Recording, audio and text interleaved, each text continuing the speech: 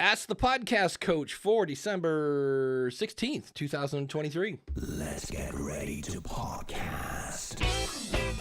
There it is. It's that music that means it's Saturday morning. It's time for Ask the Podcast Coach, where you get your podcast questions answered live. I'm Dave Jackson from the School of Podcasting.com, and a little later, we'll be picking... No, we won't. Oh, it was so good. I was going to have the wheel of names, but it wasn't set up.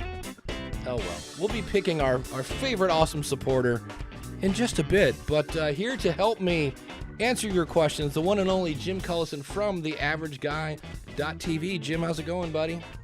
Greetings, Dave. Happy Saturday morning to you. Always a danceable Saturday here on Ask the Podcast Coach. And thanks to everybody who comes out and listens live and on the podcast as well. Yeah, and we're having unseasonably warm weather here in Ohio. It's in the 50s, which in December is awesome. And the way we celebrate that, of course, is by drinking some coffee. Oh, yeah. Coffee is so good. Can you pour me? Can you pour for me? We can pour some coffee. And, of course, that coffee is brought to you by our good friend Mark over at podcastbranding.co. If you want to look good, let's face it, they see you before they hear you. And Mark has done work for me for Ask the Podcast Coach, the School of Podcasting, and the Podcast Rodeo Show. And I love every single one of those pieces of artwork. He's got a ton over at his website again. That's podcastbranding.co. And he doesn't do just artwork. He can do a whole website. If you need a lead magnet, a PDF, anything that you want to look good, he can do. And the beautiful thing about Mark is not only is he an award-winning graphic artist, but he's also a podcaster, so you don't have to explain what it is.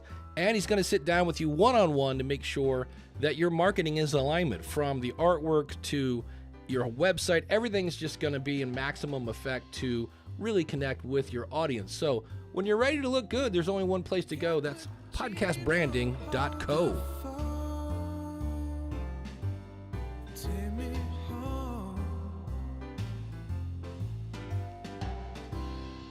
Big thanks to our good friend Dan Lefebvre over there, based on a true story at basedonatruestorypodcast.com. If you haven't checked that out in a while, he's got some new episodes for you this week at W.E. Young Winston and The Right Stuff. You should just watch it for The Right Stuff. That was a great movie.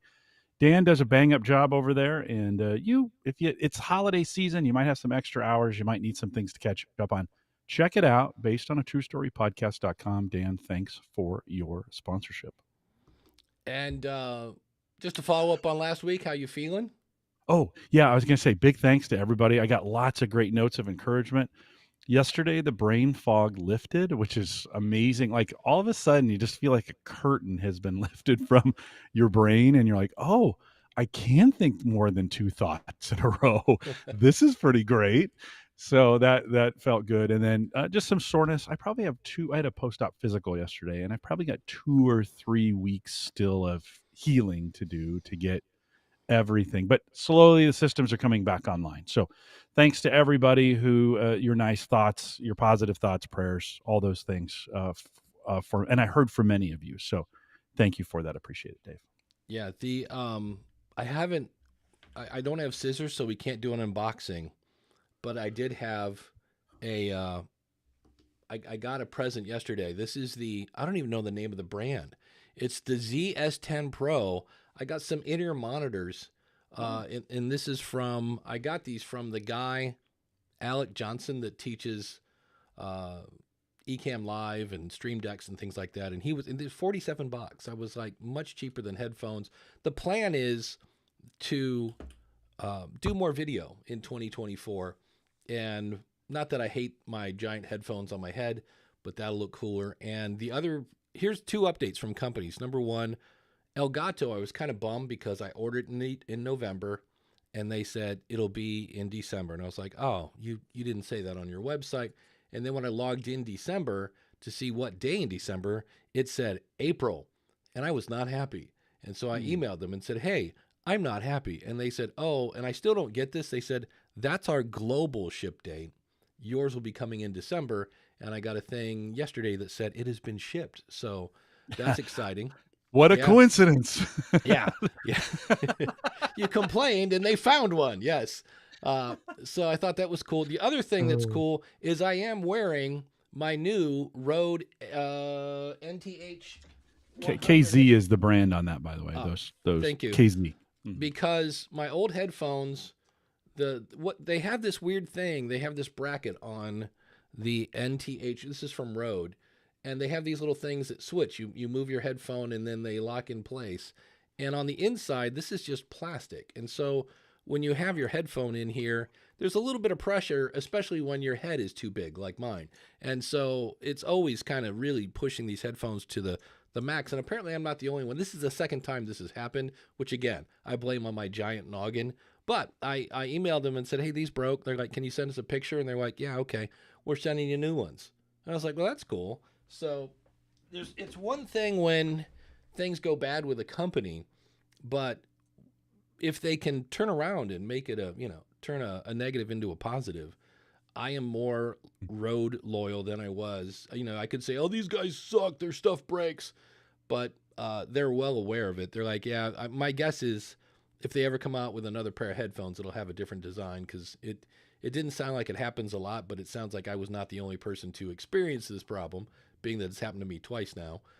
So twice they've sent me a new pair. So I was really worried because I thought, oh, this is, and they're like, nope, you're good. And I didn't even have to send these back. The first time I had to send the old ones back, and they're like, nah, just, so I guess if I wanted to get some duct tape out, I could always use that as the spare, because, duct tape fixes everything. Well, duct tape and electrical tape. I mean, I had some Jabra 45s, I think, or 40s, something in Yeah. that series. And well, I got them right before the pandemic, and 2 years in, that's the weak spot, right, Yeah. on headphones, right? It broke. The piece came apart, and I could just clamp it together, and then I just took some electrical tape, wrapped it around the side. It's still working today. We're two more years down the road, and it's working fine. So a little black electrical tape. That reminds me, Dave. I've been meaning to do this for the longest time. These are the Audio Technica BPHS1. We talk about these all the Yeah, time. Maybe 250 or so. Yeah, I use them for work now. Actually, they're really great. They're really great, like Zoom call. mhm. You get good. I run it through an M audio Yeah. interface for it. That's really inexpensive to do it. Ed had given me the link for it, but I never replaced the ear pads. These are really thin ear pads, and so Oh, that speaker sits right on your ears. At least me, I have giant ears. Let's just be yeah. really clear. I have massive ears. So I probably need to spend a little time and go ahead and purchase they have fatter, thicker ones that you can get for these that will they'll lift them off the ear a Yeah. little bit. Is the more I use them, the better that would be. But I think you got to work. The trick for me with equipment and podcasting is figure out early what doesn't work for you, fix it, spend whatever it takes to fix it, because you're going to use it for a while. I have suffered through equipment, a year or two later, you're like, oh, I still haven't fixed that. You're like, hey, you should have just fixed it 2 years ago when you had the chance. So I need to be better at just fix it in the beginning, get it the way you really like it, and then it'll last you, forever, however long these things last. Yeah. Very cool. I saw this question and I was like, I think we're going to start with this one, because when I saw it, I was like, ooh, that sounds painful. Because somebody did an idea that I've suggested. I've done this before, and that is, hey, I have a question for the group. I want to get feedback from my listeners. So I created a Google form and put the link in the show notes. I also stated at the top of the show that we're looking for feedback so we can create content that's important to them, the listener. And everyone that fills out the form will be entered in for a chance to win a $50 gift card to the gaming platform of their choice. We're a video game podcast. I ran this for 2 weeks now and haven't gotten any engagement. What do you all do to get engagement and feedback from your listeners? And when I saw that, I was like, that sounds painful. 2 weeks is not that long, but I guess it depends on, this is as always with every podcast, it depends, because if you only have 20 listeners, I'm not sure what 3% of 20 is, not much. 10% is 2. So yeah, not many. It's like a half a person. So that may be the case. Maybe you just don't, because $50, I would fill out something for a chance to win $50 for a gift card. I don't know what's your thoughts here, Jim? I mean, I think that ship has sailed. Hmm. I think this, hey, come and win, do these 3 tweets. And I Yeah, should be careful because I have some friends that still do this, but do 3 tweets, do 4 things on Facebook and a partridge in a pear tree, yeah, and and you get each one of those as a chance, and then we'll draw them at random. And I think people are just too busy. They're just like, I don't want to. And I'm even questioning the giveaway stuff. I mean, hey, give me your email address, and well, you could win this. I think most people are like, I got enough stuff. yeah. I just it just doesn't seem to be the giveaways just don't seem to be the draw that they. I could be wrong there, by the way, and I'd be happy if I was wrong, but it just doesn't seem like those are what they used to be, right? Yeah, I know I ran into somebody was doing something, and it was one of those. I think it's an app sumo, King Sumo, I think it is. And if you follow us, you Yeah, get, it was Ecamm did it, and yeah, they had done something with a sponsor. So it was like, if you do this, you get a chance to win some sort of gear. And it was like, if you follow them on Twitter, you do this. If you tweet this out, you get 2 points. So you got more entries. And I was like, and I looked at it. I started to do it, and I was like, you know what? Never mind. Like, yeah, I don't need yeah. the gear, you know? Well, it's a Um, lot. One on the back end, it's a lot to manage. It's a lot to make sure it's fair. If it's physical things, then yeah, I saw that. If it's physical stuff, then you got to ship it. You got to think about international shipping. In some cases, it's not even worth it to ship it internationally. In some cases, you can't. So there's all these rules. There's sweepstakes rules. In some countries, you've got to be worried about what you can and can't do. I think it just got kind of complicated. I think the rules caught up to the practice, and I just don't see a lot of that happening anymore. I still contend, Dave, that if you just ask for their feedback, you'll get it. Just say, hey, send me a note. And not everybody's going to do it. I mean, I have 500 listeners on Home Gadget Geeks, and I have a couple people who email me on a regular basis. It's good enough. It's what I've got, right? And I just just ask for it. I don't know if we need to trick people into it anymore. yeah, I'm always worried that, and it'd be weird because if some new person stumbled across your show, well, then they're going to leave feedback because they just want the $50. Like, they could say anything. Great show, love the host, right? That's okay. Give me my $50. So that, yeah, it's hard. I know I've done surveys. I usually try to do a survey a year, just like, what would you like to hear, and this and that. And it's not a ton. The other thing, you made a great point. Of course, when you become an awesome supporter, you get an awesome supporter coaster, which costs me, next to nothing to make, thanks to our good friends at Sticker Mule. But it's like, I want to say it was almost $4 to ship this, because I ran out of like normal envelopes, and so I grabbed one of my ones that I ship my book in, and it was like, wow, this is like 10 times the cost of the coaster Yeah, yeah. to send it to. So Well, I'm not complaining, for the record, but just no. But that's the other side of it, right? When you think like in that particular case, you're like, and this thing cost me a nickel, and I'm spending $5, to send it. And I don't know. We made little. I had a listener make 3D printed Home Gadget yeah, Geek little badges. Right? We've talked about that before, and I thought they'd be a bigger hit than they were among my Patreon subscribers. And when I went to go out to say, "Hey, do you want one?" They're like, "Nah, I'm good." yeah. You're just like, "Oh." Yeah, like I said, I don't know if that's a thing anymore for a lot of people. They're kind of like, "I got enough stuff," Yeah, you know. I did that with the coasters. I'm like, hey, thanks everybody for who wants a coaster, and they all went, now we're good. Like, that's like with me with coffee mugs. Like, you should be sending Jim coffee mugs. I do not drink that much coffee. I do use them for hot chocolate in the winter, but I'm not a coffee drinker. But John Jamingo says, yeah, do something they don't like. Oh, you'll get lots of feedback. That's Ask for true. what they like, and you get crickets. And I'm like, yeah, unfortunately, that is kind of true. Jeremy Mhm. has this. He says, we collect feedback from any source, whether it's YouTube, Discord, social media, anywhere the audience is. Yeah, a lot of times that's why I hang out in all these different groups. And Rich is saying, yep, big brands still do a ton of merch giveaways. Man, radio is still doing the phrase that pays. I actually heard that on actual radio. And they're like, just in time for the holidays, the phrase that pays. And I was like, I'll believe anything you say in a deep voice man kind of voice. But I was like, wow, they're still doing, and it was, the one was like way too much work because you have to listen in the morning.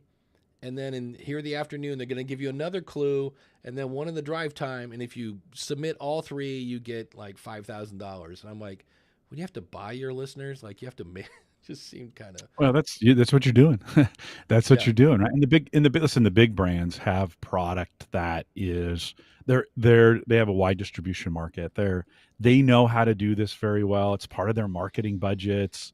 It's easier. It's so, you think about Coke or any of those big brands, they have all those things set in place to be able to do that easily, and to do it well. I think an exception maybe, Dave, to that is meetups. When we used to do in-person meetups all the time in our tech community, and then we would bring stuff and give it away, and that was a little bit different. Like, it was a lot easier to give away stickers and give away things at those. We'd have Microsoft and Drobo and Synology send stuff to give away, right? Nice. Send marketing things to give away, and people would take them.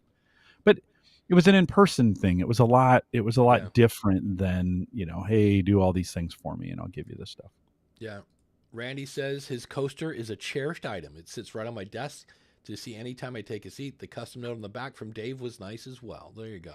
Well, I got that sweet coaster from Dan over there based on True Story Podcast. So it's super cool. Yeah, this is like a little bit of an upgrade, Dave. You got that paper one. This is, I don't think it is, but this feels like leather. It does. It looks like I'm almost leather. afraid to put a cup on it because you're like, I don't want to stain it. It's beautiful. Don't put a ring on the coaster. I don't really want. I'm just going to throw it in the fire. You need the sound effect like Letterman. Yeah. I miss Letterman. Jeremy says, we've also been collecting things over the last year or so to do a big giveaway because it's our 10th anniversary. Well, congratulations on that. And with our audience, see, there's another key thing. With his audience, giveaways work. So it may be, I had a show called Weekly Web Tools. And the whole point was, hey, audience, share whatever tool you're using and get some exposure for your website because we're assuming you have one. And I'm here to tell you that audience was the least engaged ever until I said, I think I'm going to shut her down. And they're like, no, we love the show. And I'm like, well, if you love the show, why aren't you like sending in your favorite tool? So Craig says we feature voice feedback in the podcast and comment on it. Yep. People like to hear their message featured. Yep. And if you can't get people to do that, have your cousin call in a question, kind of prime the pump. That's worked. And then another Craig says giveaways are great, but it can make relationships. But I know he let's see here. He corrected it. Yeah. Yeah. With listeners on a little transaction. Yeah, a little bit. They can make the relationships a little. What are they coming for? Are they coming to hear you, or are they coming for the gadgets that you're giving away, or are they right? I mean, I think that's kind of the heart of the matter. It's like, okay, so if I stop giving away things, will they keep listening? What are they coming for? I think is what Craig. Can be there. Yeah. What's the next giveaway? What's the phrase that pays this week? Yeah. You haven't given something away in a while. I mean, you must be getting pretty cheap. That's it. There you go. John, we had a listener in the room. I loved Weekly Web Tools. It got rebranded to Web Tools Radio because it definitely wasn't weekly anymore. And I now do it as when I feel like it schedule and when I find something cool. But that was the thing that killed that show was I think I talked about every web tool that I thought was cool. And I just started putting out episodes. I'm like, this one's not bad. And I was like, I don't want to really be talking about things that are like, here's something very meh. I was like, that's enough of that show. So that was the end of that. But you mentioned Coke earlier as a sponsor, which means it's time for one of these. And now it's time for a power rant. Yeah, I am very tired. And here's the problem. They are influencing other podcasters. I am tired of bad celebrity podcasts. The thing that's bad about celebrity podcasts is, all these companies like Spotify paid bazillions of dollars to people that nobody have ever heard of. They did these highly, really produced shows, and many of them failed. And then they started getting celebrities, which many of them failed as well, but some of them didn't. And so the celebrity brings in the audience. And the problem is I keep listening to these, and especially the first 5 minutes are awful. I listened to the Kelsey brothers, Travis, and what's the other guy's name? Jason. Jason. They're both these pro football guys. You may have heard of Travis Kelsey because he's dating Taylor Swift. And so I'm listening to it. It starts off with a commercial. They play the quick 10-second sound clip that it took them forever to find, where they're going like, but dude, what if it was tipped? Oh my God. Oh, dude. And then they played, I think then they did their intro, which had an ad because it's some sort of Smucker's chewable thing. And then they, to their credit, they did a table of contents of what they're going to get to. But before they did that, and that's the phrase that pays right there. That's the one that'll get you. Hey, before we talk about that, said the guy who does ads at the beginning of a show, but they didn't do an ad. They talked for a long time about they have their own custom starter jacket. And so in 5 minutes, they never got to the content. And I was like, ugh. And it was just a lot of like, dude. And then when they're talking about the starter jacket, they're like, well, didn't you have because they're both from Ohio, right? So they're like, well, didn't you have a Browns one? Yeah. And then I had one that wasn't a Brown one. And the guy was like, oh, was it, Houston? No. Was it something? No. Was it something? No. Like literally this went on for like 20 seconds. And he was like, oh, it was a Yankees jacket. And I was like, but meanwhile, I'm dying to hear because both of them lost. Both of them lost the previous week. They did. I want to hear them talk. And Philadelphia got spanked on national TV, like 64 to something. It was bad. There's been some really bad football on TV recently. And I wanted to hear the behind the scenes of like, how do you deal with, losing on a national stage? And, 5 minutes in, they're not even close to getting to any of that. So keep that in mind. They kind of get a little bit of a pass maybe, or people just hit fast forward, which if I hadn't been listening, I would have easily No, that audience, Dave, loves that stuff. They listen, we're not their target audience. Yeah, because he's 30 something. Travis yeah, is. And let's remember the NFL is a merch machine, right? Its whole job is to create sales through advertising and merchandise. And so, I mean, shoot, I'm wearing an NFL merch hoodie today. And it happens to be Kansas City Chiefs that Travis plays. Right. So this is not a sponsored ad by any means. We're not sponsored by either one of those, but it's a merch machine. And so it doesn't surprise me that they would spend, and the listeners love that stuff. The biggest merch machine on the planet is Taylor Swift. I mean, that girl sells merch. I mean, she puts out one album, makes 6 versions of it that they're all different. The music's the same, the album's different, but the album covers, and you could take the album covers and put them together and make a clock. And seriously, and you can don't ask me how I know this. And you, hey, you have grandkids. You can blame it on them. I have a daughter who's just in love with it. Now my wife is in love with Taylor Swift, so I'm getting it hit from both sides. But she's a merch machine, and she just no one understands how to sell merch better than her. So I think if you want to figure out, like, by the way, if you want lessons on how to do community merch, there's nobody better than Taylor Swift. Yeah. So take some lessons from her. But so it doesn't surprise me. That's kind of you get started. The listeners love that stuff. I mean, everybody loves Travis. That was me from what I've seen him on. He's had little appearances on SNL. His commercials are always kind of funny, and I was like, oh, I should kind of like these. And and I see clips on YouTube of shorts where he's interviewing people. And it sounds like he has great interviews, just the first 5 minutes. Now, again, if I wasn't listening to review it, I would have easily skipped this. Yeah. And maybe that's, Yeah. Did you get farther on to see if they did? I've never listened to the podcast. No, at 5 minutes, they still hadn't got to anything. And I was like, all right, that's about, that's where my patient runs out. And so. No, right on. But they definitely, and they're in a spot now too. They started that podcast a couple of years ago, and barely anyone knew. Well, I shouldn't say barely. Travis was the big Yeah. deal. No one knew who Jason was. It's his big. It's his big brother, right? And so, but now, I mean, I cannot believe their listenership went from Oh yeah. And his merch 50,000 sale, to yeah. Oh, for jerseys of '87 went through the roof. Because too bad it wasn't 89 though. How awesome would it have been if Travis Kelce 5 or 8 yeah. years ago when he entered because Taylor Swift's got an album called 80 or Ah, 80. see, that would have been be even better. Yeah, yeah. So that Yeah. would have been. I could tell by the look on your face you had no idea what No, it. I'm like 89. I'm like, what? John Domingo, who is one of the biggest Eagles fans on the planet, he says, I'm a fan of the New Heights podcast. Of course he would be, because I'm an Eagles fan. Dave is 100% correct. He says, I drag right to where they talk about the Yeah. game. And that's the part I did. Like I said, if I was listening per normal, I would have. Listen, But we pimp a lot of merch up front, and not a yeah, lot, but like our content's front loaded too. So we're not we're guilty of that as yeah, yeah, well. yeah. If I was But coaching myself, I'd be like, what are you doing an ad for? But I mean, you're to the content in 3 minutes, and that's, yeah, a yeah, little yeah, longer yeah. than usual. But I mean, People put up. the reason I have this, right? The whole music for this, it's a minute. Like otherwise, I'd be doing a Leo Laporte ad, going, well, let's talk more about Mark. Oh, that's actually a good tip. One of the things you've gotten really good at, and yeah, your ad is similar. You mix Yeah, it up from time to time.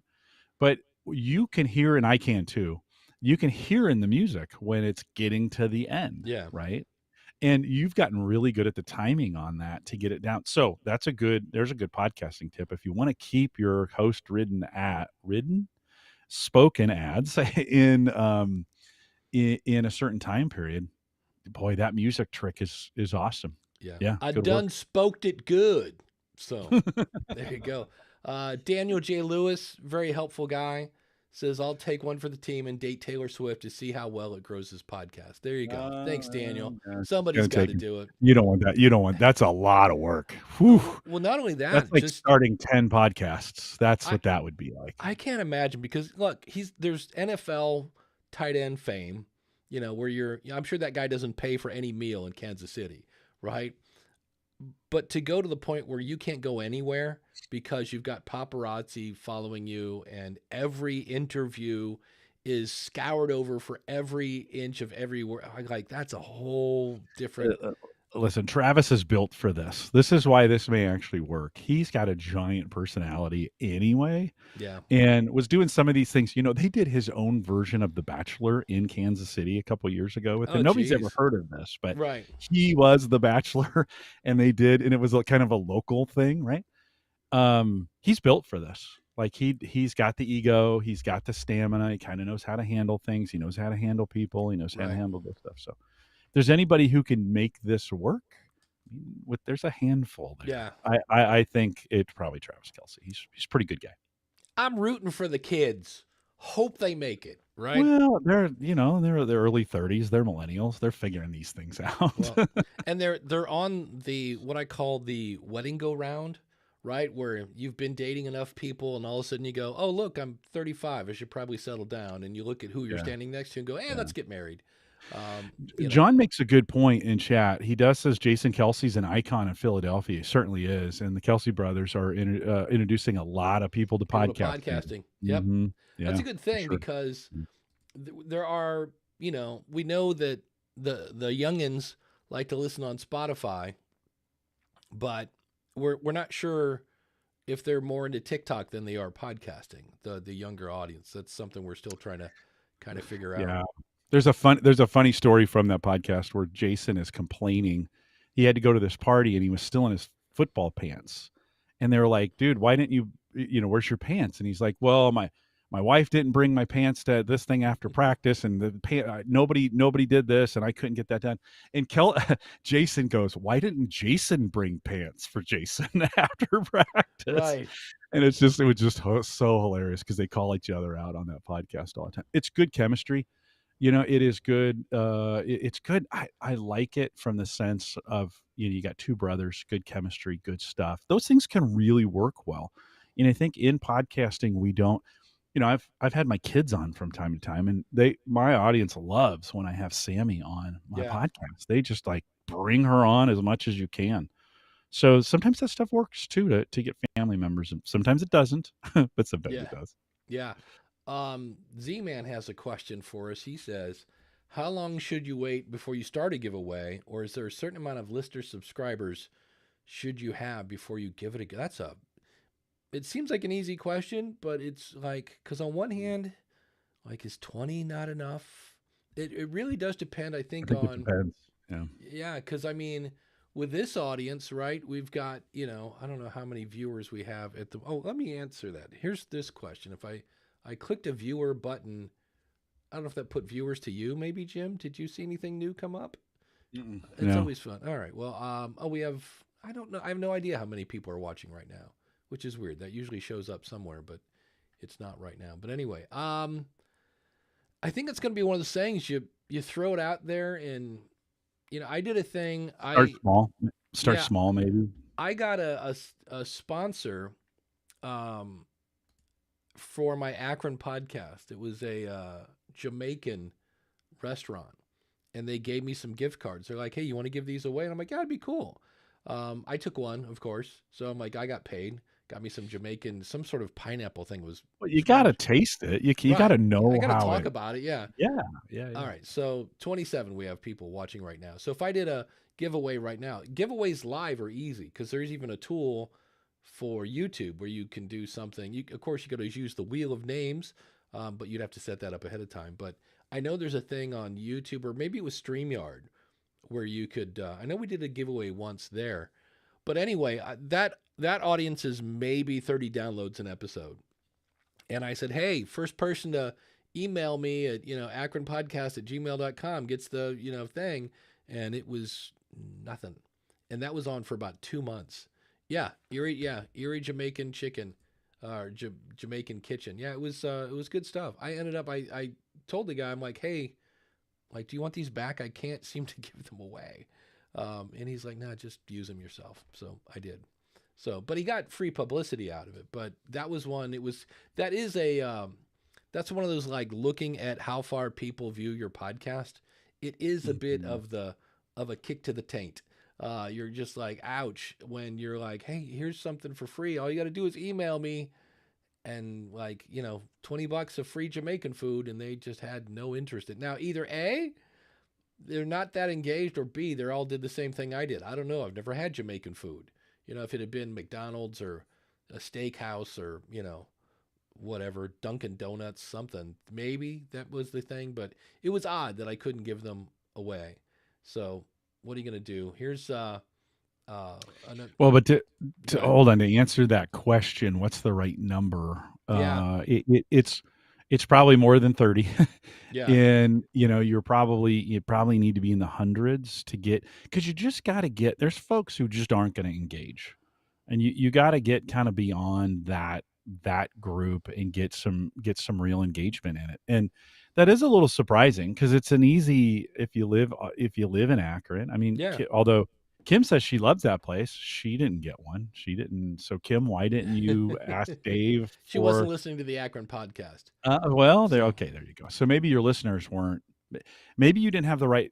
Like in this case, maybe you were giving away something to an audience that it wasn't regionally available to use it. Right? Maybe I half could of go those. in. Yeah, I need to go in and look and see, because obviously most of that should be coming from the, should be coming from the U.S. and, more importantly, probably Ohio. I do have some people that listen that they're not in Ohio, but they used to be in Mhm, Akron. Like, they used it to keep mhm. up. And it's a weird show that, A, I don't talk sports.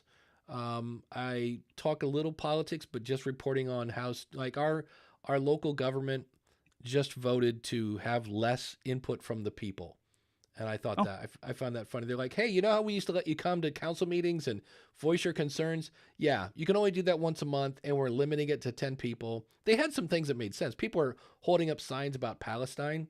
And I'm like, what? I mean, yeah, war is yeah. bad in general, but what does that have to do with Akron, Ohio? So I report on the silly stuff, and there's a lot of really cool things that happen in the area. And I basically have, how I do that is I use noreader.com, It's a RSS reader, which also reads Facebook stuff. So I look for every Akron kind of Facebook page. We have one paper left, and they have an RSS feed. So I do that, and I basically just find stories, throw them into ChatGPT to rewrite it, and then do a quick summary. And in the middle, ask for a little value for value, which I've had zero of. Again, when you have 25 listeners, don't expect a lot of people to be chipping in. Mm-hmm. There's no super cash over there. So yeah, so it is. Chris says Amazon gift cards work great for giveaways. Not for this person, at least. But they've worked for me, Now, I don't know. See, that's the thing. If you go, hey, if you fill out this survey, you get a $20 gift certificate. 50 would probably make more sense today. If you hadn't offered that, would you, like you said, if your audience is engaged, they're engaged. So it's one of those things where maybe it'd be interesting to do it for a month. And for the first 2 weeks, ask people to, fill out the survey. And the last 2 weeks say, hey, we've added something to the survey. Now you get a $50 gift card, just to see if there was a difference in that. That would be a fun little experiment to do. Because the first people were doing it because they truly cared about the podcast. So yeah, Amazon is a little more wide. I mean, that Amazon gift card, easy to fulfill, easy to deliver, easy to use. Almost a lot of people, even globally, have access to an Amazon store. I don't know how that works internationally with payments, if you can do that. But yeah, Chris, that's good. You make a good point there. Amazon may be one of those that that bridges it a little bit, makes it a little bit easier than a local food place, so to speak. Yeah, Coach Dave says they're talking about what happens when you have a small audience. It's kind of a bummer. Again, it can be a little bit of an ego. A little bit of you get kind of bummed when you look at the numbers. You're like, really, 30 people? But he says no show is a waste of time if one person, including you and I, get something out of it. And so there are a lot of episodes of Building a Better Dave. The person that gets the most out of it is me. And I just did an interview with Leslie Thompson, who did a podcast for 5 years, and she wrote this article that just pulled at every heartstring I had, that basically said, I'm a failure, I'm nothing because my show failed and it never got any kind of real traction. And then she wrote this article that said, actually dawned on me, yes, the podcast wasn't doing this, but I had these new skills, and now she's actually helping other people produce their podcast. And so there's more ways, again, to benefit besides, downloads. And so that was, and speaking of feedback, I had 3 people email me that said, that interview was awesome.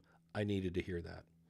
And that's why I did it. Cause I know people, there are a lot of I have over 30 shows that I've tried, and some of them were quickly dead, and others, are limping along, and you just like, I don't want it to die. And you're like, well, maybe it's time to move on. You never know. So, Kim says, I had a blog post scooped up and run through Chat GPT where it changed words and then published on another platform. It was bad. So yay for somebody plagiarizing your stuff in kind of a way. See, what I usually do is I will grab, first of all, almost all newspaper articles are a very thinly veiled ad. It's always like, Garfield High School got a $1,000 grant from the Illuminating Company. They've been in business since blah, blah. And there's a whole bunch about that, the people that donated the money. And then there's a little bit about how the kids can get the money and blah, blah, blah. And so I just take out all the ads, and I'm just looking for the who, what, why, when in there. And for more information, click here kind of thing. So it's quick and painless. But yeah, local podcasts are different. And for me, if I talked about sports, that dates it, which everything is, that's the thing. The whole show, nobody wants to hear last week's news that, hey, this is at the local theater. So, and I'm just not a sports guy. I've just, over the years, I've gotten kind of grumpy about sports because it just dawned on me that it's billionaires hiring millionaires to play a game while other millionaires comment on the game.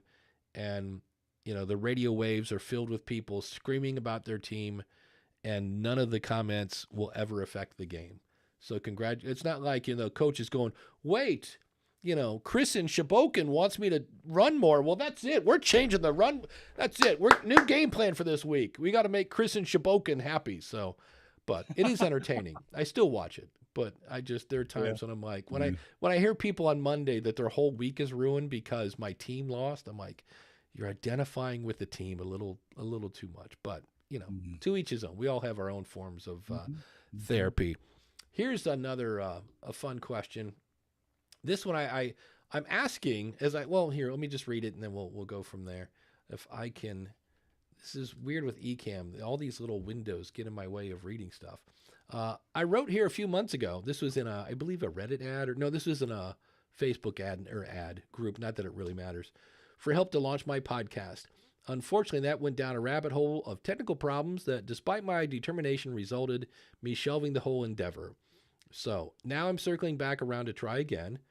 I want to paint a picture of what kind of help I'm looking for. I'm a relationship coach with 576,000 followers on TikTok and over 82,000 followers on Instagram. And I do a talking head educational videos every day. I have over 1,095 videos in the archive. So creating content, not an issue. My monthly calendar is booked. That's something that caught my eye.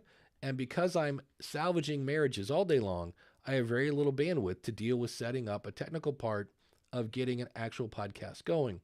When I reached out before, there were some pretty good people here that offered some help.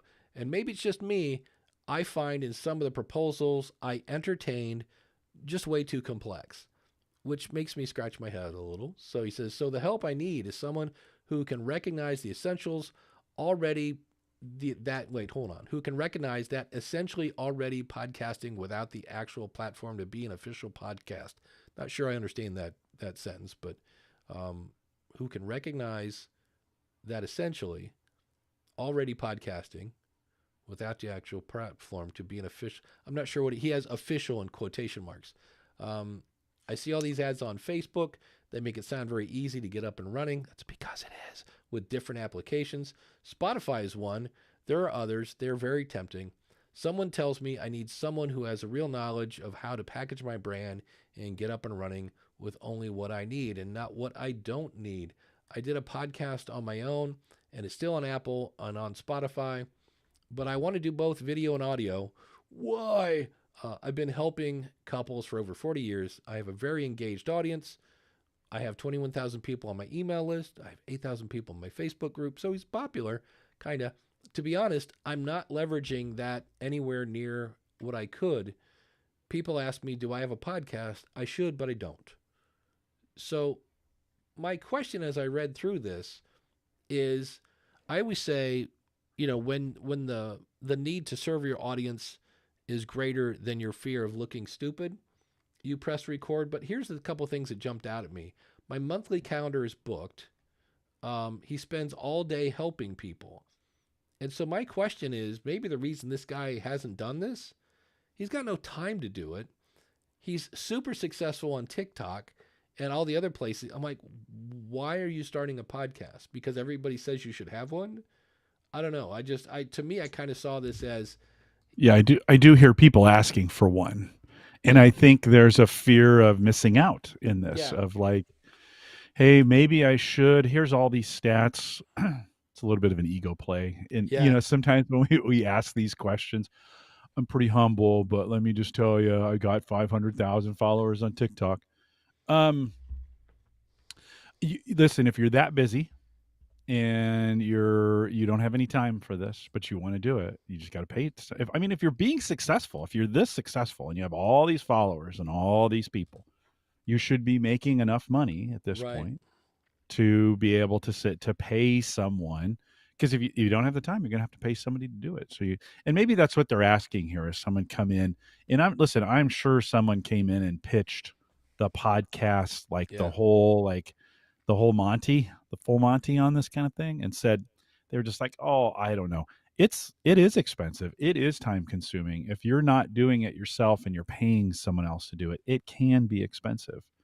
And I just get, with that big of an influencer, okay, you said all these stats, not one of them, and nobody posts this stuff, but not one of them says, I have this is bringing in an annual amount of. okay, you gotta, I mean, it's great to have all these numbers, followers, connections, videos, but I mean, we've done 500, almost 600 episodes of Home Gadget Geeks. They get very little engagement on YouTube. It's great that I got 500 of them, but they get 200 or 300 views. They're not worth anything. Those things aren't bringing me in anything. I'd love for somebody to just honestly say, I'm making $150,000 a year off of all of this, all of this. Because you need to pay to have it done at that point. If you go to YouTube and type in, like, I made amount, like X amount of money from YouTube, there's a bunch of people that pull back the thing, and that's when you find out where YouTube, the ads, you're not making hardly anything on ads. But then you'll see people like, oh, I made, 60,000 my first year. It's like, yeah, it's not from ads. It's because they're selling a course, or, they're using YouTube the same way most people use podcasts. So the other thing was, I just thought, when he said he has ideas that may be too technical or may too, advanced. Because I'm like, you got content, strip the audio out of those TikToks and put them out as a podcast. I was like, unless you're doing a woodworking thing on TikTok that I got to watch, like, you got the content, just put it out. I was just, I just saw that whole thing, and I was like, so I think it's someone who is, and we see this from, they're overthinking it. Oh, you should have a podcast. And he's like, well, it's got to have this and that. Plus, he said, I have to do audio and video. And I'm like, here we go again. You don't have to do video. If you got the time and budget, I'm not anti-video. Obviously, I'm on video right now. Mm-hmm. But if you got the time and the budget, sure. If you don't sync your whole podcast because you can't do the video part. That's the part that's my main beef with that. People are like, well, I can't. Well, I don't have time to do the video. Well, then don't do video.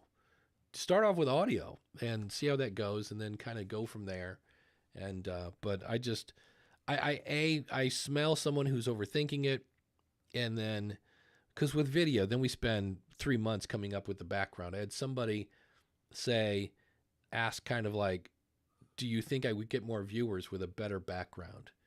And I was like, unless it's hard on the eyes, no, it's not the background of the your video that gets people to watch. I don't care what kind of box. This, I got my little, in-ear things. This came in a little box. Could care less that it's white with black lettering on the front.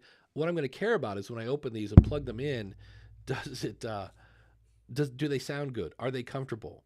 I could care. The rest is just packaging. Now, I will say I saw a friend of mine who used to have kind of just a plain back wall behind them, and her microphone was always a little boomy. And I saw a video of her the other day. She had the traditional, like, this is the thing now. You have to have those super clear lights that you can see the elements in. One hanging down in the background on the thing. And it was just, she got some decent lighting. And I was like, you know what? That looks better.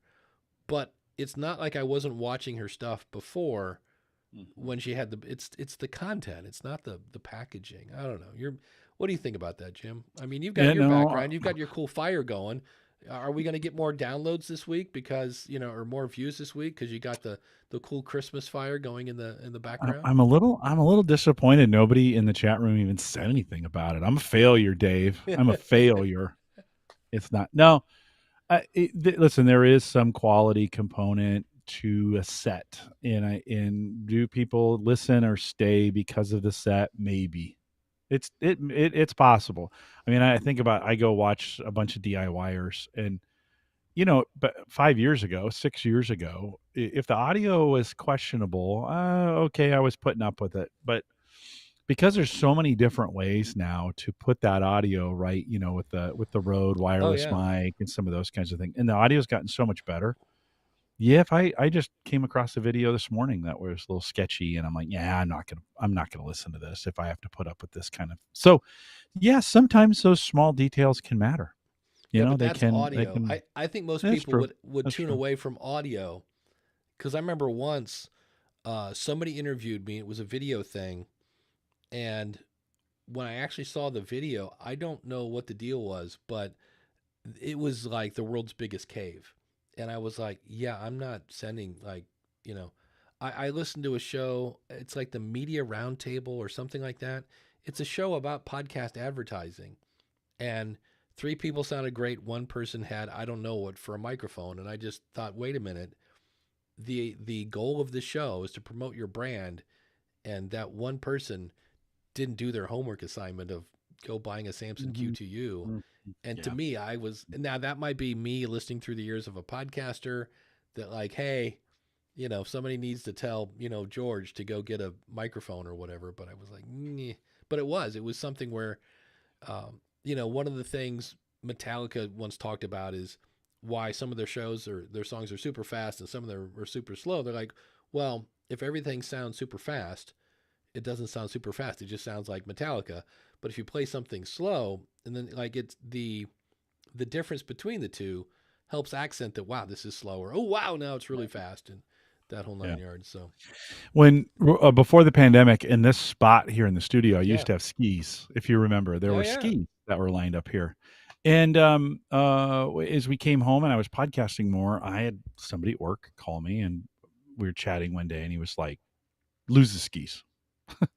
And listen, much more to the conversation than that. right. And so I moved the skis. They're now hanging up in my shed, and put up a black a drop just to kind of cover that area. And yeah, I made that, and I that was based on one person, and that was an important person to me. Yeah, But so so yeah, sometimes the little changes can make a difference. I go back on my videos, man. I have changed the backdrop on my studio a dozen times. Little things like this, and move stuff around. I had a guest give me this Home Gadget Geeks thing that I put in the back, and so I'm constantly moving stuff around just to kind of mix it up a little bit. I don't find that much. I think people like my listeners like my home studio versus the work studio for whatever reason. They're like, yeah, it feels more comfortable when you're at home, like doing this. So I yeah. get that kind of feedback from my work listeners. So yeah, I don't know. I think it's what you are comfortable with, and then combine that with what you think the audience is comfortable with, and then you kind of move forward. That's it. Yeah. Somebody says here it's the dynamics of the speakers. Yep, that definitely comes into play with keeping them there. Um, Z-Man says you need to move the file closer. You must be Z-Man's a little cold, apparently. So that's it. Exactly. Here's another quick question, and then we'll thank our awesome supporters. I run a podcast that is completely for fun. Well, that's beautiful. Makes it easy to be successful at that, and would like to have regular monthly episodes. Due to being a father of three, under three, that's a Oh, handful. Yeah, that just makes me tired thinking about it. And working full time with a 2 hour commute. Holy cow. I really have to plan for podcast time recording with my wife, childcare, etc. After frustration, so he's talking about a co host. After frustration with him canceling on me at the last minute multiple times, we finally decided we would plan to record. We wouldn't plan to record, or we wouldn't record until after he was prepared. My hope was that he would still eventually be ready at least once a month, and I would work to fit the recording to his schedule. But he's always pushing it back, and if we get an episode in once every 2 to 3 months, that's about all I'm going to get. It's not scratching the itch for me on this fun adventure, but I know he'd be really upset if I fired him. I don't know about that. Seeing as how this is not a career for either of us, and he's my friend first, should I, one, take what I can get, B, find a new co-host, or C, or three, whatever, I can't remember if I'm doing numbers or letters. Start a separate podcast on my own that goes at the pace I would like to, and make this more my backup. The problem is with three, in other words, start a new podcast. Uh, I would, if that's it, then I did most of the work to get to where I am. It's in terms of social media and listeners. So the problem is with three that I did most of the work to get to where I am. In other words, he's kind of saying, hey, I kind of built this first show, and now I got to start over from square one. I get his point there. So it's one of those classic Jim. We always talk about knowing your co-host and having the same. This is one of them. As much as you need somebody who is different than you, because otherwise you have a show of, hey, Jim, what did you think of it? I liked it. And Jim goes, me too. And then, you need somebody who's not going to say me too all the time. You need somebody who kind of knows what the goal is. But the other one is dedication. And this guy doesn't seem very dedicated because they're like, we're just doing it for fun. And I get it. Like, when things are fun, you want to do them more.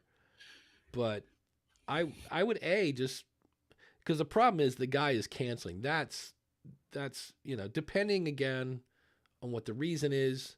There are times, there are legit things, but it's like, I don't know, I just don't feel like it. I gotta running. I don't know. Who knows? But it's tricky. So what does he get a new guy? I don't know. What do you think, Jim? Co-hosts are so hard. Like when you find one that works, it's a miracle. I think it's more of an exception than it is a rule. And and I've had them and lost them in my own show. Somehow you and I have done this together for 1,000 years, and we just keep showing up on Saturday mornings, and it works. We've made it be a part of our schedule. We both like hanging out with each other. And I think that's kind of the key in this. And I think some of the key to the success in some regards, he kind of alludes to this in the question, is how are you defining success, and what's the financial gain for both people in this? And do we have the motivations lined up? I think oftentimes he's saying, you know what, I've put most of the work into this, and most of this is mine. I bet the other guest host is canceling because he doesn't feel that same commitment. He doesn't feel that same set of rewards. Oops, sorry, I gave you the thumbs up. The doesn't have the same reward, benefit to reward ratio that the other host has. You listen. You and I have made it really, really clear. I'm not in this for anything. I'm in it to hang out with you. So as long as I get to hang out with you on Saturday mornings, I'm content. All the money goes to you. Everything we get. You've tried to send me things in the past, and I'm like, I don't want it. Just keep it. It's fine. That works for me. But if your guest host is having a hard time showing up, you're probably not paying them enough. Just to be honest, there has to be some kind of payback in this, I guess is what I'm saying. Yeah. Something. There has to be, you have to know your why, and so, because if you're not getting your why, you're going to quit. And so, whatever this guy's getting out of it, it's not enough to make him show up. And no, it's not. Obviously, it when other things like, I got to air up my tires, I can't make the podcast. Then you're like, oh, okay. When you start getting those kinds of excuses, what it really means, I think, in most cases, is they're not getting enough benefit out of it. And how would you do it in a way to get more benefit? And then sometimes if you just have that honest conversation, like, look, we did one episode in the last 3 months. I'd like to do more. There's no wrong answer. I just need to know up front. How many can you do? I'd like to do one a month. Can we do one every other? Like, just have an honest conversation, because that way you're setting expectations, and then say, great. Like Daniel and I, when we do the future of podcasting, we started it weekly, and I said, I can't do weekly. Is this okay? And we're like, I'm like, can we do every other week? It's not the perfect schedule, but that's what I can fit into mine now. And we're like, yeah. And so then we picked a day, which was Wednesday night. And we're like, okay, starting on this day, it'll be every other week. And then you just put it on your calendar so you don't forget about it. You don't double book yourself, and you show up at 8:30 and you're good to go. And we pound it out, and so. Dave, would that be different?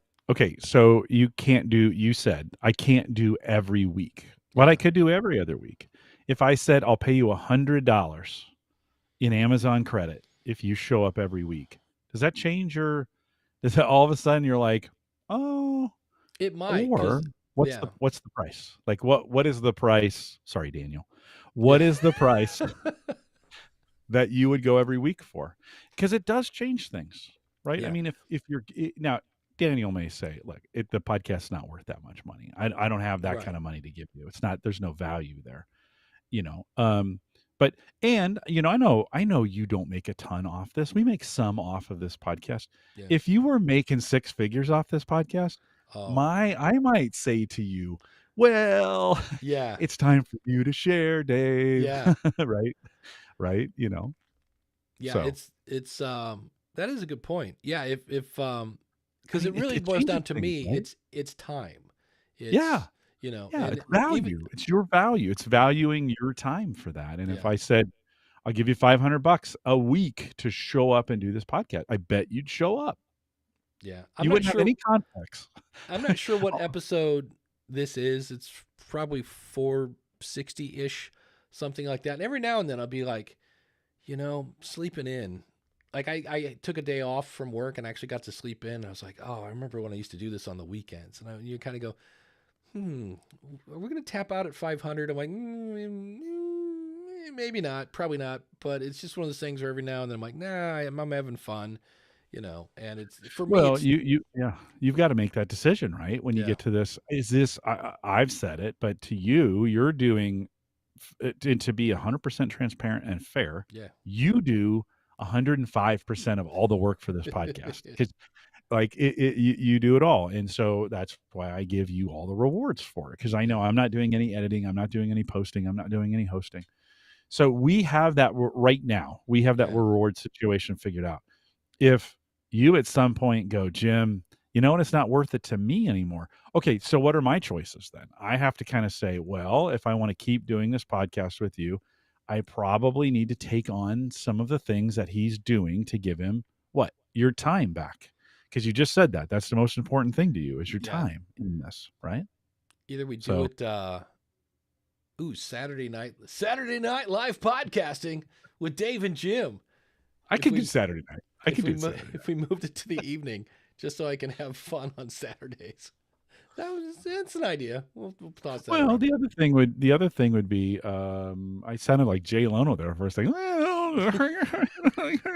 um, the other thing would be maybe we go every other week, or we go 3 on 1. I mean, I listen, we're not negotiating this right now, Right. or maybe we are.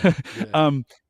But there are alternatives. The point is, you and I need to sit down and make sure we have the reward mechanisms and the Yeah. reward values in the right place for both of us in order for this to work. When Mike Uyghur, who had been my longtime co-host on Home Gadget Geeks for, I don't know, 6 years maybe, he kind of came to me and said, hey, same thing.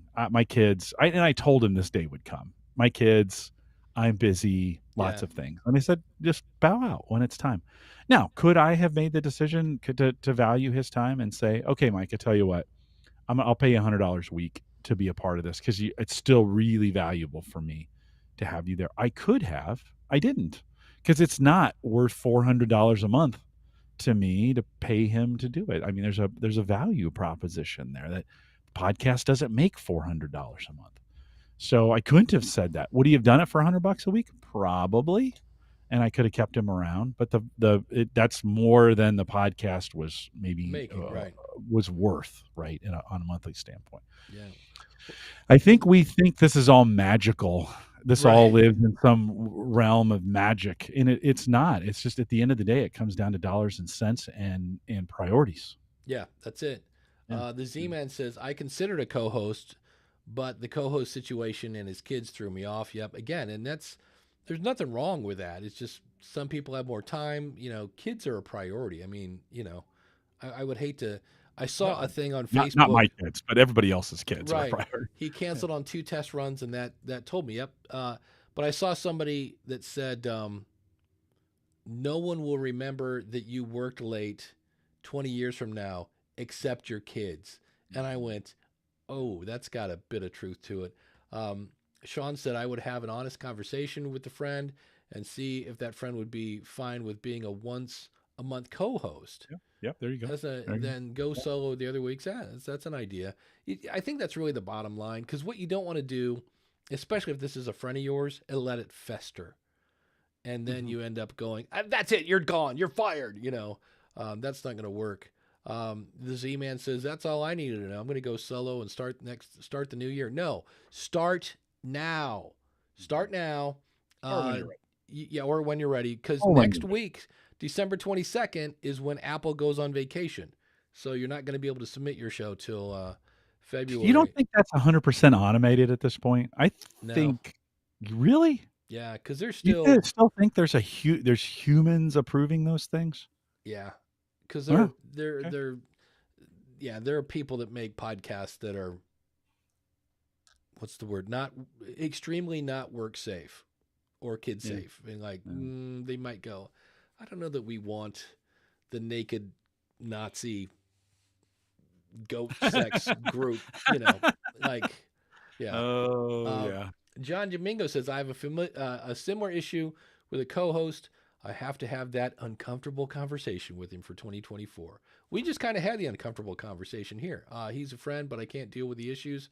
Yeah, I've tried and I'm done. Yep, that's it. See, that's exactly it. If you don't have that conversation, and then you end up losing a friend over a podcast, and that's friends are much more important than your podcast. And when it comes to friends, it doesn't get any better than the friends on, of course. Why is that on the screen? It's supposed to go directly to the wheel of friends. I guess it's just sharing my screen. Let me get that off the screen. There we go. It's the wheel of supporters. You can be an awesome supporter. Speaking of supporting the show, and let's make it 6 figures. So Jim finally says, all right, Dave, I want a piece of the pie. So what you're looking at are all the people that have been nice enough to support this show at the $20 a month level. By the way, next week, I'm going to be listing all of our supporters, because we do have people that are doing 10 and 5 and 1 and things like that. So I do want to say thanks to all those people, because let's see, next week is the 23rd, so we'll still be here. The week after that will be the 30th. Maybe we'll do it on the 30th, because that's not New Year's Eve, so that'll work. But first of all, I'm going to shuffle just so we don't have any shenanigans with the spin, but I will now click to spin, and round and round and round it goes on the wheel of names. And our awesome supporter this week is the one and only Glenn Hebert from the Horse Radio Network. Yeah, so congratulations to Glenn. If you like horsies, and I can tolerate horsies now, thanks to Glenn, then go over and check out the horseradionetwork.com, and he's just one of our awesome supporters. You can be an awesome supporter by going to askthepodcastcoach.com/awesome, and there are other things to support over there. If you're like, I don't want to do the monthly thing, there are other options over there. And also, the show is brought to you by theschoolofpodcasting.com. If you are looking to start a podcast like the Z-Man, I believe the Z-Man is a member of the School of Podcasting, if I remember right. And you've got me, unlimited one-on-one coaching. You've got step-by-step tutorials. I just updated Hindenburg. When we get done, I'll tell you about a new feature I learned in Hindenburg that's pretty cool. And you've got our awesome supporting group there. Somebody the other day was asking about a name, and I'm like, well, I can give you my opinion, but don't forget to throw that out to the group as well. If Ask the Podcast Coach runs on Podpage, if you want to check it out, you can go to trypodpage.com. That's my affiliate link, but I only have one website now on WordPress. The rest are all using Podpage. And right now, you're looking at us using Ecamm. If you want to check out Ecamm, go to supportthisShow.com/Ecamm or check the show notes. And if you need more Jim Collison, and who doesn't, go over to theaverageguy.tv and check out Home Gadget Geeks. And we just did this, the awesome supporter. If you'd like to be an awesome supporter again, you can go to either askthepodcastcoach.com/awesome or askthepodcastcoach.com/support. But yeah, here's a fun thing. I was playing with Hindenburg. Look at that. I have, by the way, look at this. I have a mug. Back when, we'll transition here in a second. Back before Dan and he sent this awesome mug to me on sponsorship, I said, hey, if you want to send me your mug, I'll drink coffee out of it. And the very first one I got was from Glenn. So Glenn, thanks for being a great supporter of the show. I know if I go in, he was one of our early supporters, because you could go in my case, I'm using Patreon. If I was doing this today, I'd use Supercast. It's just easier to get people to consume your content on Supercast. But if you go into Patreon, you can list who's like giving you the most, and Glenn is our oldest, longest, most supportest person. So we do appreciate that. I do have a question. I know Dan's in the chat room. Where did that mug? What did you use to make that mug? I'm doing some. Yeah, because that's pretty. That's That's pretty cool. Yeah. You It's know, super durable too. yeah, I have used this both here on the show, and then it keeps drinks cold, and so I'll pour an adult beverage in there as well. I've been known from time to time. Well, we did an afternoon show one time, and I had a Guinness out of the nice. mug. So yeah, super good, The reason, super good. I don't know, Dan, well, throw that in chat. Where'd you get this from? because here's the thing: I often drink from this mug, which is a lovely silver. It's from Bubba, whoever Bubba is. Thank you for this. But I was like, I should have a School of Podcasting mug to drink out. So when I'm doing this, it's all branding all the time. And I thought, well, I need to ask where Dan got that mug because it looks pretty cool. I'm also investigating. Man, there's so many different. There are people making a living now selling T-shirts and stuff, but it's one of those things where, man, it's like a you start to like you're slowly sniffing around, all these different built-in things, and then all of a sudden it just goes like the rabbit hole is deep and it is wide because there are companies like this one's called Printful, and they have a network of companies that make stuff, and you can go in and check prices on T-shirts from all these companies, and then and then you hook it up to your Etsy store or your Shopify, and I was like, and those are much cheaper and much more profitable, but then you have to pay for Shopify. The whole merch thing is I love this. I forget who I was watching. It was a YouTuber, and he said, people ask me, when do you know to start selling merch? He goes, when somebody goes, hey, how can I get a T-shirt? He goes, that's when I started. He's like, because otherwise it takes a lot of time and a lot of things to set it up. And I know I've had T-shirts for a while, and, I don't promote them, so that's, people don't know they can buy a T-shirt if you don't mention it. But it's also, if it's for money making, and that's the other one that, there's this other one, there's Printify, and then there's Printful, because, everything's going to have the word print in it. But they make their money, on the T-shirt, and then they make a lot of money on shipping.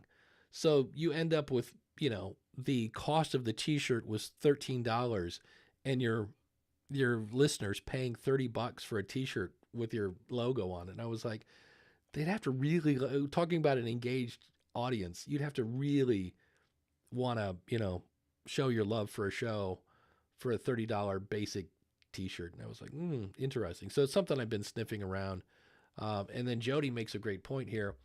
Yeah, speaking of coffee mugs, I have a coffee mug from the one and only Jody Kringle that I drank hot chocolate out of a couple nights ago. And so, yes, if you're a guest on your show, expect a coffee mug. And it's a nice way to do that. I use, when I can remember, I'm horrible at this. I have I want to say it's $6. It's something really cheap. I have a subscription to American Greetings. And if somebody comes on my show, which I'm just realizing I never did this for Leslie, and she was on my show last week, I will send hey, thank you for being on the show. It's just this much more.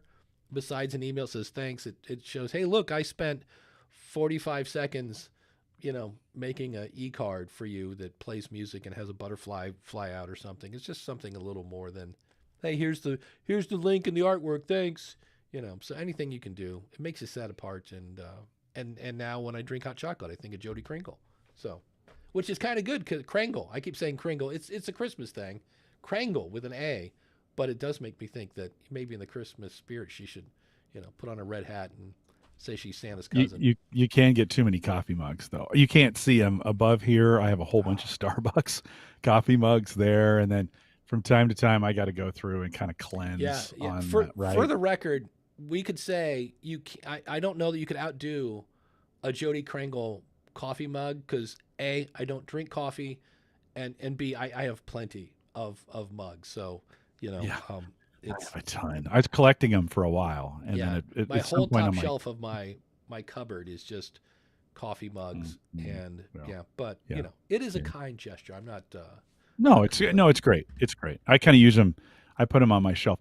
They are great reminders sometimes for like I look at Glenn's mug from time to time, and I'm just like, oh, he's such a great guy, right? And so I leave it on the shelf. It's one of those things that becomes a a more of a thing for remembering than it becomes for using it for coffee, so to speak, like a piece of artwork or something.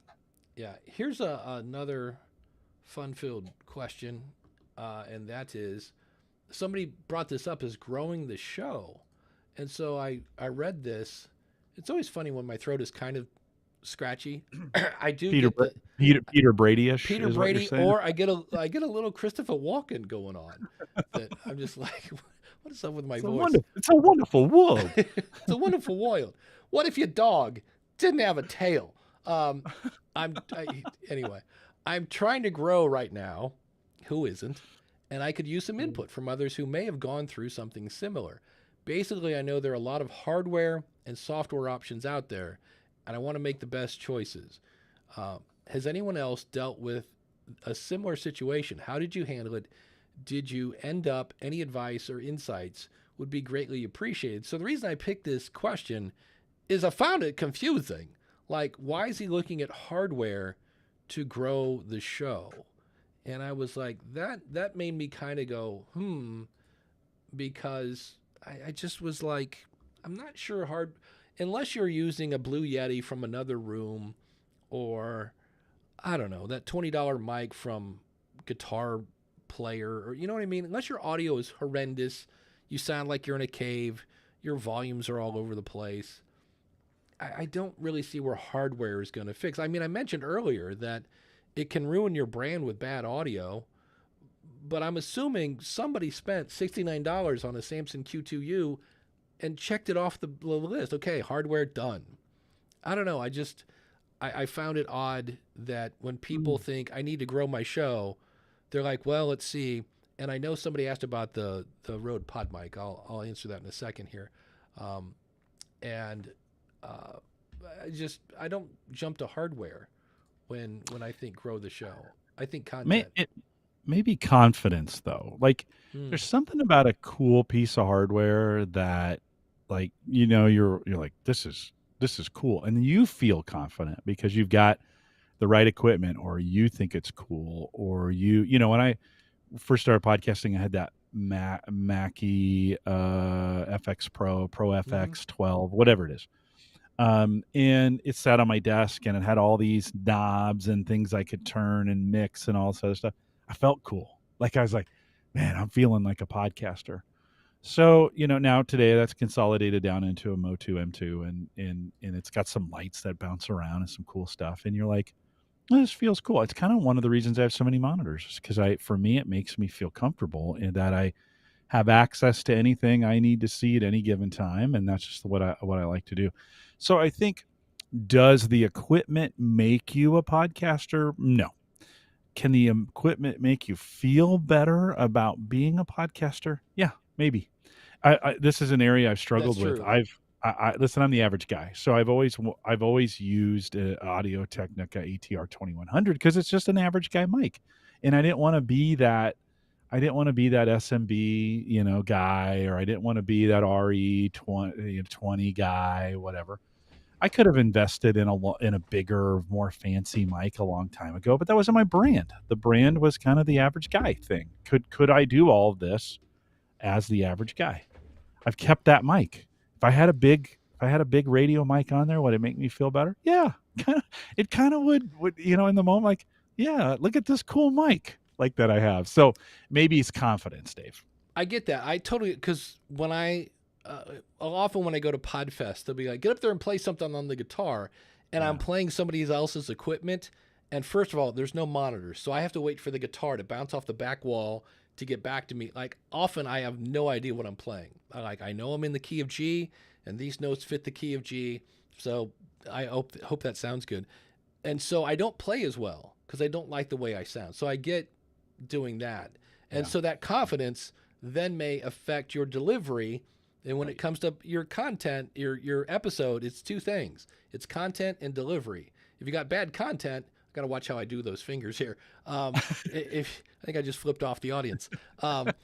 If you've got content, but horrible, if you have horrible delivery, then it doesn't matter if I'm telling you how to win. But on the other hand, if I have great content, or no, I just did that one. You know what I'm saying. If you have Yeah. horrible, if you have great content, yeah, it's not going to work. So, um, yeah. But Dave, Max Hedberg, is that it? Do I have his name? The comedian from the Oh, Max 80s. Hedberg. Yes. He was all Okay. delivery, It, but well, great content. great content, terrible delivery. Like he would get up there nervous, and Yeah, he that's would, true. actually That's a the good content point. wasn't that good. What's great? A peanut butter and jelly sandwich, or whatever he would do, right? I don't know. But He yet was, we go watch his videos, and he's owned his own style. I yeah. think this is what's key. He embraced it. He did it. He took a chance on it. Listen, if he would have done that today, would it have been popular? Maybe, maybe not. Right? I mean, but listen, he embraced who he was in the moment, doing with Mitch. Sorry, Yeah. that's what his name was. I was thinking of the drummer for Wow. Conan at one point. What was his name? Max, didn't it? Max, Wasn't Max he something. Max Yeah. something? Anyway, Yeah. so I think you gotta own. He had a style, and he owned it. He actually grew in it too. If you watch him over time, he gets a little bit more and more. But remember, his hair was coming down over his face, And and he he had was sunglasses on, and he wouldn't yeah, even look at the audience. He's like, he was super nervous, right? I love But that guy. he owned who he was. Yeah, yeah, because you know why? He was authentic. That's why you loved him, because he Yeah. got up there and he was authentic. So I think we want to be careful too. Don't try to be somebody else. Be you, because you can't be anybody else for that much longer.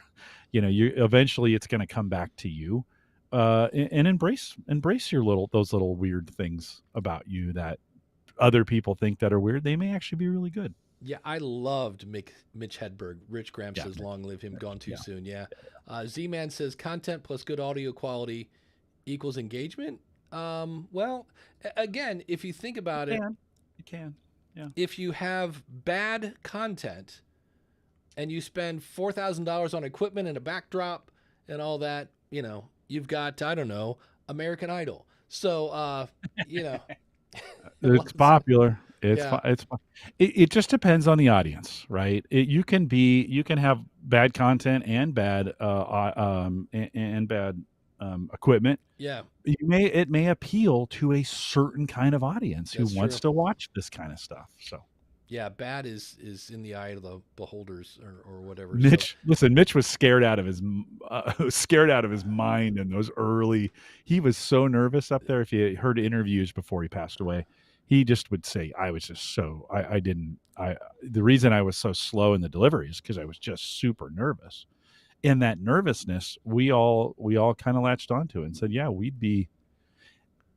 Listen, secretly inside, we're all wishing we could be like him and have the courage to get up and do something like that when we're super scared. Most of us, we'd pass before we even got there. Somehow, Mitch got past it, got stoned out of his mind, but right. he got up on stage and pulled it off. And for a short period of time, I mean, he had other personal things going on in his life that shortened things up, but for the time he was out there, he was doing it his way. And I always kind of appreciated that about him, as he did it regardless. Yeah. It's we might have to do a lightning round, but this is a great question. Coach Dave says, "What tricks do you have to help guests improve their delivery?" I would remind them that it's not live, and that they can, if they stumble over a word, they want to redo it, just say, "Hold on, can I do that again?" We'll pause for 10 seconds, and then we'll do it again. I think that would be for me at least. I think guests are 100% making them feel comfortable. Yeah. When they're comfortable, I think things come together. We don't spend enough time, and I spend an enormous amount of time with my guests to make sure they're comfortable first, content second. Because the content will come if they're comfortable. You just need to get them where their delivery is bad is if they're angry or they're frustrated or they had a hard time getting connected, and then they get there and they're just frustrated and not thinking clearly. That's when you get some really bad content. Yeah. Get your guest there, get them comfortable, get them comfortable with you. You got to be nice to them. Don't over tech them. Don't over prepare them, for God's sakes. Well, it depends on your podcast, but Yeah, just get them comfortable. That'd be my tip. Chris asked this a while ago. Does the Podmic USB sound any better than the regular Podmic? So this is, I would think yes, because this has built-in effects to it. So this is the Rode Podmic USB, and this is the much clearer and brighter, but very mid-heavy as I hear this. Here's the thing, kids. You can make any microphone sound like any microphone in post-production. It doesn't, I'm going to have to put that to the test. Tough to add bass or tough to add real high end if it wasn't there to begin with. I mean, you can trick it. Yeah, but if you're, it's better if it's in the waveform to begin with. Yeah, always record. Yeah. Chris said again, he said, look, I feel I can't find time to podcast as harder now than it has. Here's my homework for anybody that says I don't have time. Take your phone and set a timer for an hour. And when it goes off, go into your notes and write down what you were doing. And then reset the timer and keep on going. And then at the end of it, you'll see like, wow, I spent 3 hours watching Dukes of Hazzard reruns. Are you kidding me? Daisy Duke, I'm telling you. She's hard to turn down.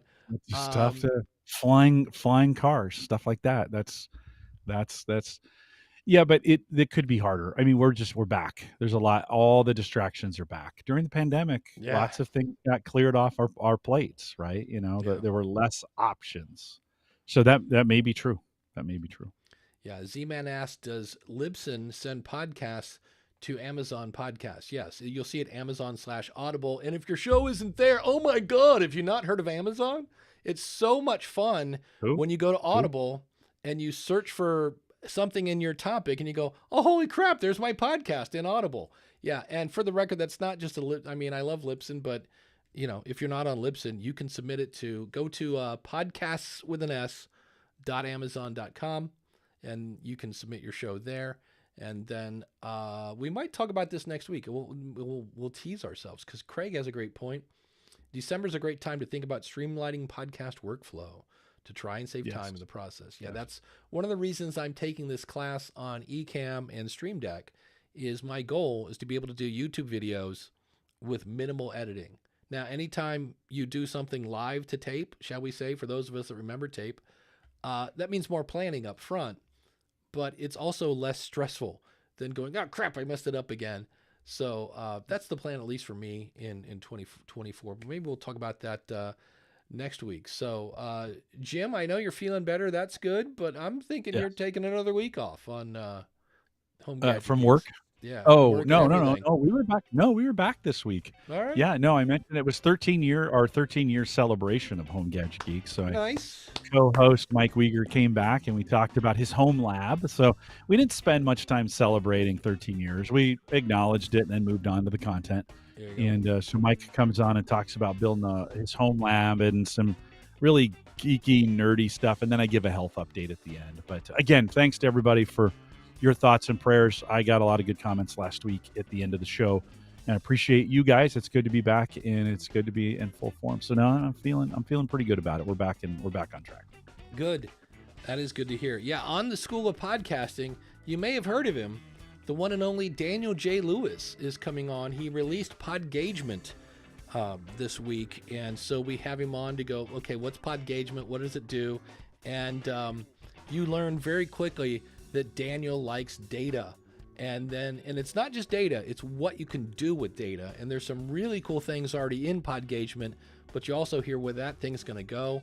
And it sounds very, very cool. And as all podcasters love stats, this is going to sell like hotcakes. So that'll be this week on the School of Podcasting. Thanks to everybody in the chat room. I do deeply appreciate it. And you guys were on fire today. As I was scrolling back, I'm like, this could have been easily like a 2-hour show. I'm headed off to go do Christmas. My family goes out of town to Florida. So I'm getting off the horn here. Off the horn? How old am I? Get off the horn, Mildred. Yeah. And gonna go you're holding the phone like this. That's it. All right, everyone. We will see you next week. We're here through the end of the year every Saturday. AskThePodcastCoach.com/live. Like, subscribe, smash the bell, and go hug your kids and family while you're at it. We'll see you.